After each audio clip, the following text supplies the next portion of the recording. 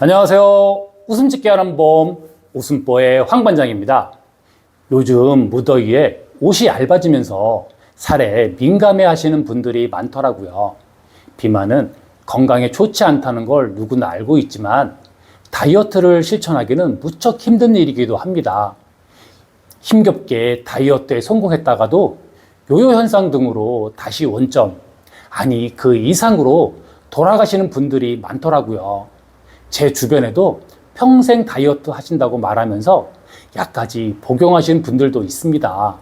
그만큼 힘든 일이 다이어트입니다. 그전에는 누가 저한테 살 뺀다고 하면 그냥 적게 먹고 열심히 뛰세요 라고 막연한 말만 했었습니다. 그런데 요즘 재미있는 책 한 권을 읽으면서 먹는 것이 왜 중요하고 왜 살이 찌는지 등 다이어트에 대한 바른 공감대가 생겨서 이야기해 볼까 합니다. 다비 다이아몬드 작가의 다이어트 불변의 법칙이라는 책으로 제가 평상시에 막연하게 생각했던 부분을 이해하기 쉽게 설명해 주고 있었습니다. 가장 크게 공감되는 부분은 두 가지였는데, 첫 번째는 모든 질병의 원인이 음식으로부터 온다는 것이고, 두 번째는 섞어 먹으면 부패한다는 것입니다. 이 책에서는 비만을 다음과 같이 설명하더라고요. 우리 몸을 구성하는 세포수가 약 100개 조인데 그중 하루 3천억 개 이상이 죽는다고 합니다.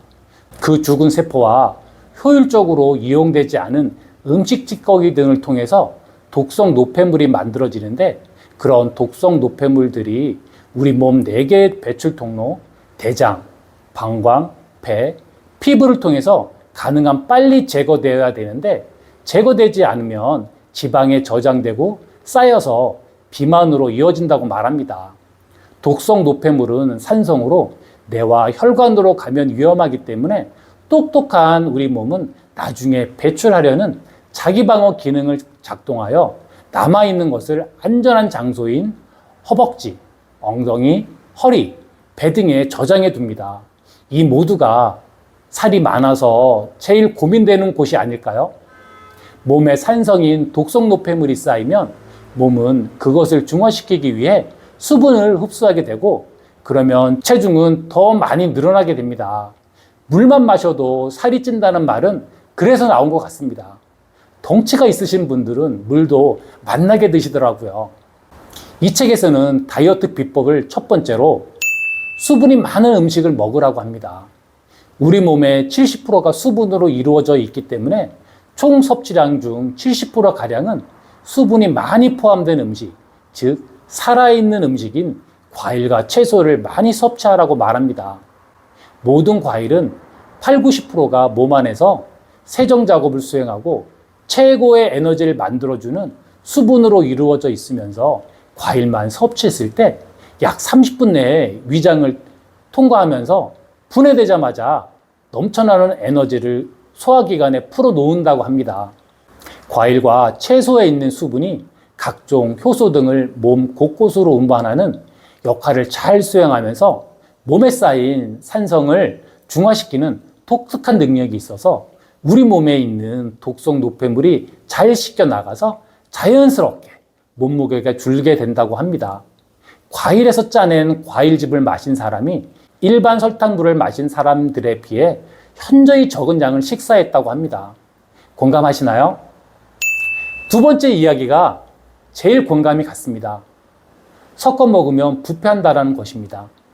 명절이나 회식 같은 곳에 가서 기름진 산의 진미, 진수성찬에 반주라도 한잔하고 나면 속이 더부룩하고 가스가 찬 느낌, 헛배, 소화불량 등을 경험해 보셨을 것입니다.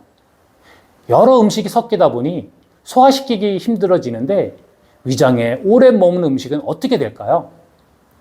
대부분의 단백질은 부패되고 탄수화물은 발효가 되어 몸에서 사용할 수 없게 됩니다.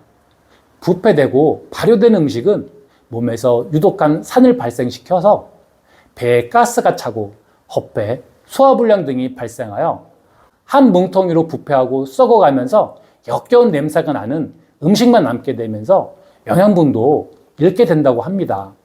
음식이 오랫동안 위장에 머무르기 때문에 몸은 엄청난 양의 에너지가 소모되어 피곤함을 느끼게 된다고 합니다. 이런 음식은 위장을 벗어나는데 8시간이 걸릴 수도 있고 9m나 되는 소장과 대장을 모두 통과하는데 20시간에서 40시간이 걸릴 수도 있는데 우리는 그 사이에 또 다른 음식을 또 먹고 있습니다. 이런 부패와 발효를 막기 위해서는 적절한 음식 배합으로 식사를 하여 위장에서 3, 4시간 정도 머무르게 하는 것입니다. 예로 삼겹살, 회 등을 먹고 싶으면 먹으면서 채소, 샐러드와 같이 먹으면 되지만 마지막에 먹는 공깃밥과 소면, 냉면 등은 같이 먹지 말라는 이야기입니다. 스파게티를 먹고 싶으면 마늘, 채소, 샐러드와 같이 먹으면 됩니다. 이런 식으로 적절한 음식 배합으로 식사를 권합니다. 공감하시나요? 이 밖에도 단백질과 비타민은 먹는 음식으로도 충분하다는 등 다양한 이야기가 많은 책입니다. 평생 하는 것이 다이어트라고 말들 하지만 맛있는 먹거리가 질비하여 입에 침이 마를 새가 없는 시절입니다. 이런 바른 먹거리로 내 건강을 지켜야 되는지 다시 한번 생각하게 되는 시간이었으면 좋겠습니다. 여러분도 다이어트를 생각하고 계신다면 수분 많은 채소와 과일을 많이 드시면서 소화기관이 편한 음식 배합 식생활로 다이어트를 성공하세요.